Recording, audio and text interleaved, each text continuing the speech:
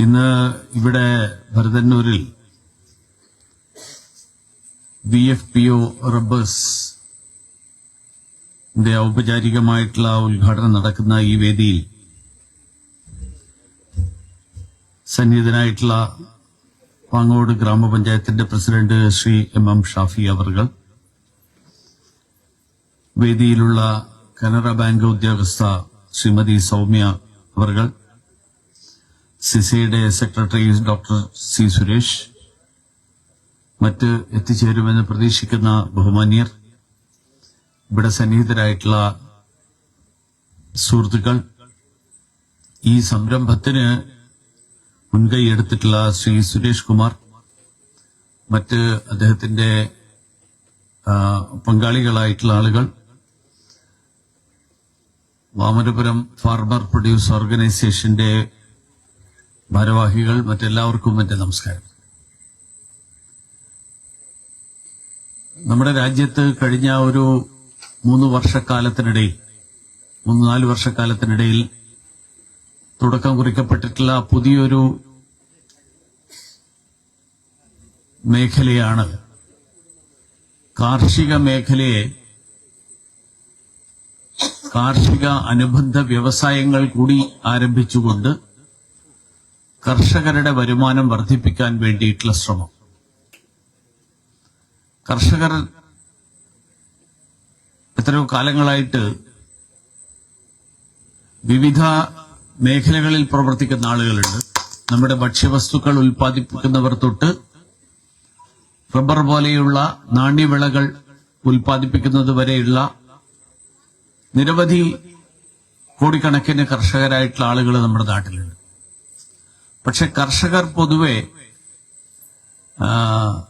അവരുടെ കാർഷിക മേഖലയിൽ അല്ലെങ്കിൽ അവരുടെ ഉൽപാദനത്തിന്റെ മേഖലയിൽ മാത്രം ശ്രദ്ധ കേന്ദ്രീകരിക്കുന്ന ഒരു സ്ഥിതിയാണ് നമ്മുടെ നാട്ടിലുണ്ടായിട്ടുള്ളത്. അങ്ങനെയുള്ള ഉൽപാദകരായിട്ടുള്ള ആളുകളെ, കർഷകരെ സംരംഭകരാക്കാൻ വേണ്ടിയിട്ടുള്ള കൂടി ലക്ഷ്യം വെച്ചുകൊണ്ടുള്ള ഒരു ശ്രമമാണ് കേന്ദ്ര സർക്കാർ സംസ്ഥാന സർക്കാരുകളുടെ കൂടി പങ്കാളിത്തത്തോടും സഹകരണത്തോടും കൂടി തുടക്കം കുറിച്ചിട്ടുള്ള ഈ ബ്ലോക്ക് അടിസ്ഥാനത്തിലുള്ള ഫാർമർ പ്രൊഡ്യൂസ് ഓർഗനൈസേഷൻ എന്ന് പറയുന്ന പരിശ്രമങ്ങൾ. കർഷകൻ ഒറ്റയ്ക്ക് എല്ലാ കാര്യങ്ങളും നോക്കിയിരുന്ന ഒരു സാഹചര്യം, ആ സാഹചര്യത്തിന് പകരം കർഷകരുടെ കൂട്ടായ്മ രൂപീകരിച്ചുകൊണ്ട് ആ കൂട്ടായ്മയിലൂടെ കർഷകന് അവന്റെ ഉൽപ്പന്നത്തിന് മെച്ചപ്പെട്ട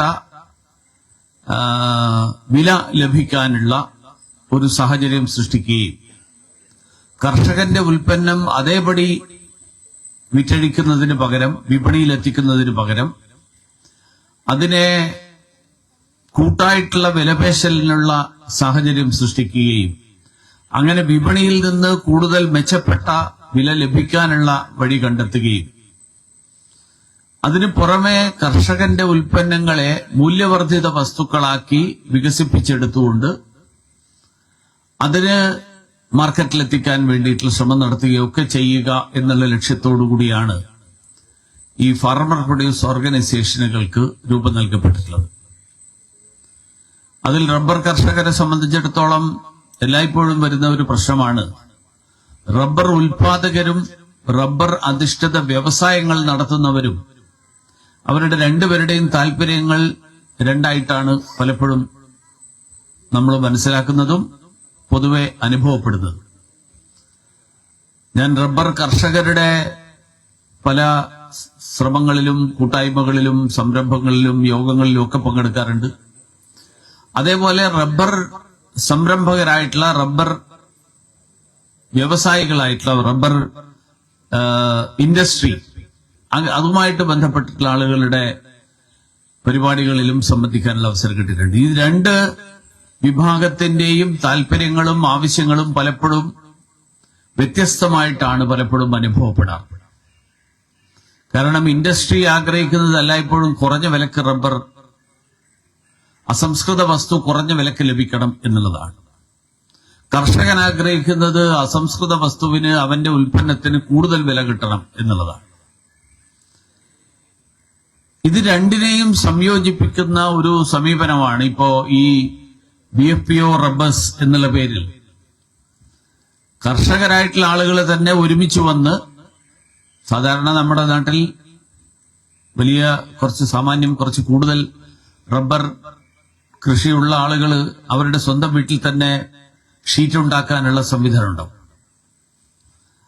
അങ്ങനെ ഇല്ലാത്ത ആളുകൾക്കുൾപ്പെടെ അങ്ങനെയുള്ള ആളുകളെ ഒരുമിച്ച് വന്നുകൊണ്ട് റബ്ബർ ഷീറ്റാണ് പല സ്ഥലങ്ങളിലും, റബ്ബറിന്റെ പ്രധാനപ്പെട്ട കേന്ദ്രങ്ങളിൽ മുഴുവൻ ഷീറ്റാണ് കർഷകൻ വിൽക്കുന്നത്.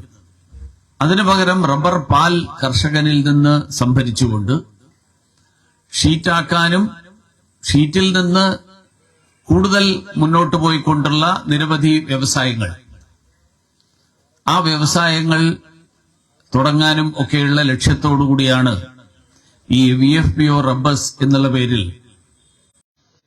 സാമ്പത്തികമായിട്ടുള്ള സഹകരണത്തോടുകൂടി PMEGP പദ്ധതിയുടെ ഭാഗമായിട്ട് പ്രൈം മിനിസ്റ്റേഴ്സ് എംപ്ലോയ്മെന്റ് ഗ്യാരണ്ടി പ്രോഗ്രാമിന്റെ ഭാഗമായിട്ട് ഇന്നിവിടെ തുടക്കം കുറിക്കപ്പെടുന്നത്. പാങ്ങോട് പോലെയുള്ള ഒരു പ്രദേശം റബ്ബർ കർഷകരുടെ ഒരു വലിയ കേന്ദ്രമാണ്. പക്ഷെ റബ്ബർ കർഷകർ നേരെ ഷീറ്റ് വിപണിയിൽ വിൽക്കുക എന്നുള്ളതിനപ്പുറത്ത് ഇവിടെ തന്നെ അതിനെ സംസ്കരിച്ചെടുക്കാനും മൂല്യവർദ്ധിത വസ്തുക്കളാക്കി മാറ്റാനും അതിലൂടെ ഈ പ്രദേശത്തുള്ള ആളുകൾക്ക് തൊഴിലവസരങ്ങൾ സൃഷ്ടിക്കാനും ഒക്കെയുള്ള ഒരു സാധ്യതയാണ് ഈ സംരംഭത്തിലൂടെ ഇവിടെ തുടക്കം കുറിക്കപ്പെടുന്നത് എന്നുള്ളത് തീർച്ചയായിട്ടും സന്തോഷകരമായിട്ടുള്ള ഒരു കാര്യമാണ്. ഇപ്പോൾ ധാരാളം വസ്തുക്കൾ, റബ്ബർ അധിഷ്ഠിത വസ്തുക്കൾ ഇന്ന് നമ്മുടെ മാർക്കറ്റിൽ ധാരാളമുണ്ട്. അത് വർദ്ധിച്ചുകൊണ്ടിരിക്കുകയാണ്. അത് മാത്രമല്ല, ഇപ്പോ റോഡ് നിർമ്മാണത്തിൽ ഉൾപ്പെടെ റബ്ബർ ഉപയോഗിക്കാൻ കഴിയുന്ന തരത്തിൽ അതിന്റെ സാങ്കേതിക വിദ്യയും വളർന്നിട്ടുണ്ട്. കേരളം പോലെയുള്ള ഒരു സംസ്ഥാനത്ത് പ്രത്യേകിച്ച് മഴയുടെ തോതൊക്കെ ഇപ്പോൾ പണ്ടത്തെ പോലെ ഇല്ലെങ്കിൽ പോലും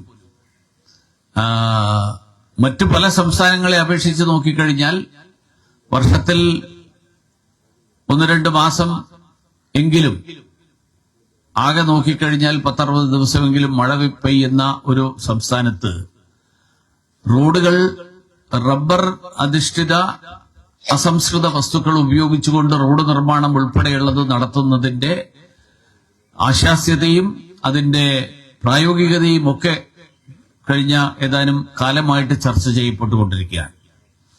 അതുകൊണ്ട് റബ്ബറിന്റെ ഉപഭോഗം വർദ്ധിക്കും, റബ്ബറിന്റെ ആവശ്യങ്ങൾ വർദ്ധിക്കും. റബ്ബറിന്റെ നമ്മുടെ ഇന്ന് നേരിടുന്ന വ്യവസായങ്ങൾ നേരിടുന്ന ഏറ്റവും വലിയ പ്രശ്നം ആവശ്യത്തിനുള്ള റബ്ബർ നമ്മുടെ സ്വന്തം ആഭ്യന്തര വിപണിയിൽ നിന്ന് ലഭ്യമാകുന്നില്ല എന്നുള്ളതാണ്.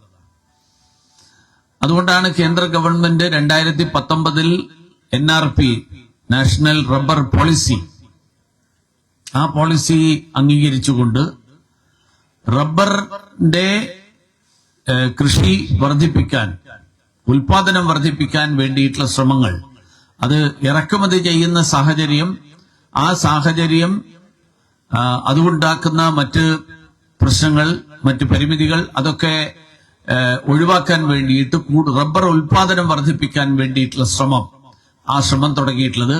അതോടൊപ്പം റബ്ബർ അനുബന്ധ വ്യവസായങ്ങൾക്കുള്ള സഹായവും, അതിനുള്ള സാമ്പത്തിക സഹായം, അതിനു വേണ്ടിയിട്ടുള്ള മറ്റ് സാങ്കേതികമായിട്ടുള്ള സഹായങ്ങൾ, അതിനു വേണ്ടിയിട്ടുള്ള സ്കിൽഡ് മാൻ പവർ ലഭ്യമാക്കാൻ വേണ്ടിയിട്ടുള്ള ശ്രമം, ഈ തരത്തിലുള്ള നിരവധി പരിശ്രമങ്ങൾ അതിന്റെ ഭാഗമായിട്ട്, NRPയുടെ ഭാഗമായിട്ട് ഇന്ന് നടപ്പിലാക്കിക്കൊണ്ടിരിക്കുകയാണ്. അപ്പൊ തീർച്ചയായിട്ടും ഇവിടെ ഈ പ്രദേശത്ത് ഈ തരത്തിൽ റബ്ബർ കർഷകരായിട്ടുള്ള ഏതാനും പേർ ഒരുമിച്ച് വന്നുകൊണ്ട് ഒരു റബ്ബർ അനുബന്ധ വ്യവസായം തുടങ്ങുന്നതിന്റെ പ്രാഥമിക ഘട്ടം, ഇപ്പോ പാല് ശേഖരിച്ച് ഷീറ്റ് ഉണ്ടാക്കുക എന്നുള്ള ഫസ്റ്റ് സ്റ്റേജേ ഇപ്പൊ ആലോചിച്ചിട്ടുള്ളൂ. പക്ഷെ അതിൽ നിന്ന് അവസാനിക്കാതെ അതിൽ നിന്ന് ഈ ഷീറ്റിനെ അനുബന്ധ വ്യവസായങ്ങളാക്കിയിട്ട് മൂല്യവർദ്ധിത വസ്തുക്കളാക്കി മാറ്റാനുള്ള തരത്തിലേക്ക് ഇതിനെ വ്യാപിപ്പിക്കാനും വികസിപ്പിക്കാനും ഒക്കെ സാധ്യതയുണ്ടായിക്കഴിഞ്ഞാൽ തീർച്ചയായിട്ടും അത് ഈ പ്രദേശത്തുള്ള ജനങ്ങൾക്ക് വരുമാന മാർഗമാകും. അതോടൊപ്പം ഈ പ്രദേശത്തിന്റെ സാമ്പത്തികമായിട്ടുള്ള വളർച്ചയ്ക്കും പ്രയോജനപ്പെടും. കാരണം ഉണ്ടാക്കുന്ന വസ്തുക്കളിൽ ജോലി ചെയ്യുന്ന ആളുകളുടെ വരുമാനത്തിന് പുറമെ അത് വിറ്റഴിക്കപ്പെടുമ്പോൾ കിട്ടുന്ന പണവും ഈ പ്രദേശത്ത് തന്നെ ഈ പ്രദേശത്തിന്റെ സമ്പദ്ഘടനയും കൂടി സഹായിക്കും. അങ്ങനെ ഒരു വലിയ സാധ്യത, ആ സാധ്യതയാണ് ഇതിലൂടെ ഉണ്ടാവുന്നത്. തീർച്ചയായിട്ടും അത്തരത്തിലുള്ള ഒരു പരിശ്രമം, ആ പരിശ്രമത്തിന് തുടക്കം കുറിക്കുന്ന ഈ VFPO റബ്ബേഴ്സിന്റെ സംഘാടകരായിട്ടുള്ള ആളുകൾ, അതിന്റെ പങ്കാളികളായിട്ടുള്ള ആളുകൾ, ഫാർമർ പ്രൊഡ്യൂസ് ഓർഗനൈസേഷന്റെ ഭാരവാഹികൾ, ഞാൻ ഡോക്ടർ സുരേഷുമായിട്ട് സംസാരിക്കുകയായിരുന്നു. വാമനപുരത്ത് വിവിധ കൃഷി യന്ത്രസാമഗ്രികൾ, ആ യന്ത്രസാമഗ്രികൾ മിതമായ നിരക്കിൽ കർഷകർക്ക് വാടക, ചെറിയൊരു വാടക ഈടാക്കിക്കൊണ്ട് അവർക്ക് ഉപയോഗത്തിന് നൽകാനുള്ള ഒരു സംവിധാനം വാമനപുരം ഫാർമർ പ്രൊഡ്യൂസ് ഓർഗനൈസേഷന്റെ ഭാഗമായിട്ട് തുടങ്ങുന്നു. ടില്ലറുകളും അതുപോലെയുള്ള കൃഷി ഉപകരണങ്ങൾ, ആ കൃഷി ഉപകരണങ്ങൾ മുഴുവൻ ആധുനികമായിട്ടുള്ള കൃഷി ഉപകരണങ്ങൾ നമ്മുടെ നാട്ടിൻപുറത്തും എത്താൻ വേണ്ടിയിട്ട് ഒരാൾക്ക് സ്വയം വാങ്ങിയാൽ മാത്രമേ ഉപയോഗിക്കാൻ കഴിയുള്ളൂ എന്നുള്ള സ്ഥിതി മാറ്റിക്കൊണ്ട്, അത് എനിക്ക് ഒരു വർഷത്തിൽ ഒരാഴ്ച മാത്രമേ ആവശ്യമുള്ളൂ എങ്കിൽ ആ ഒരാഴ്ചത്തെ കാലത്തേക്ക് കിട്ടാനുള്ള ഒരു സംവിധാനം നമ്മുടെ നാട്ടിൽ ലഭ്യമാകുന്നു എന്നുള്ളത് കൃഷി എങ്ങനെ കുറെ കൂടി ചുരുങ്ങിയ ചെലവെങ്ങനെ കുറയ്ക്കാൻ പറ്റും, ഉൽപ്പന്നത്തിന് എങ്ങനെ ഉപഭോക്താവിന് താങ്ങാവുന്ന തരത്തിലുള്ള ഒരു വില, ആ വിലയിലേക്ക് എത്തിക്കാൻ കഴിയും എന്നുള്ള ഒരു പരിശ്രമം, ആ പരിശ്രമമാണ് പ്രധാനമന്ത്രി നരേന്ദ്രമോദിജി ഈ ഫാർമർ പ്രൊഡ്യൂസ് ഓർഗനൈസേഷൻ എന്നുള്ള ആശയം, ആ ഒരു പുതിയൊരു സംരംഭം, ആ പുതിയൊരു ആശയം മുന്നോട്ട് വെക്കുന്നതിലൂടെ ലക്ഷ്യം വെച്ചിട്ടുള്ളത് കർഷകരുടെ വരുമാനം ഇരട്ടിയാക്കുക എന്നുള്ള ലക്ഷ്യത്തോടുകൂടി നടക്കുന്ന ഈ പ്രവർത്തനങ്ങളിൽ ഇവിടെ വാമനപുരം FPO ഭാരവാഹികളെയും ഈ സംരംഭത്തിന് തുടക്കം കുറിക്കുന്ന സുരേഷ് ഉൾപ്പെടെയുള്ള ആളുകളെയും, അതോടൊപ്പം ഇതിനെയെല്ലാം തന്നെ ഒരു മെന്ററിംഗ് നടത്തുന്ന, ഒരു ഹാൻഡ് ഹോൾഡിംഗ് നടത്തുന്ന സിസയെയും, ക്ലസ്റ്റർ ബേസ്ഡ് ബിസിനസ് ഓർഗനൈസേഷൻ എന്നുള്ള ഒരു പദവിയാണ് അവർക്ക് കൊടുത്തിരിക്കുന്നത്. CBBO, കേന്ദ്ര സർക്കാർ അങ്ങനെയുള്ള ഏതാനും ചില സംഘടനകളെ CBBOകളായിട്ട് അംഗീകരിച്ചുകൊണ്ട് ആ CBBOകളാണ് ഇതുപോലെയുള്ള കർഷകരുടെ ബ്ലോക്ക് അടിസ്ഥാനത്തിലുള്ള സംഘങ്ങൾ, കമ്പനികൾ രൂപീകരിക്കാൻ, സംഘം എന്ന് പറയുമ്പോൾ സഹകരണ സംഘമല്ല, കമ്പനി, അങ്ങനെയുള്ള കമ്പനികൾ രൂപീകരിക്കാനുള്ള ഉത്തരവാദിത്തം, ആ ഉത്തരവാദിത്തം കൊടുത്തിട്ടുള്ളത്. അതുകൊണ്ട് സിസയും അഭിനന്ദനത്തിന് അർഹരാണ്. എല്ലാവർക്കും ഒരിക്കൽ കൂടി അഭിനന്ദനങ്ങളും ആശംസകളും നേരുന്നു. നമസ്കാരം.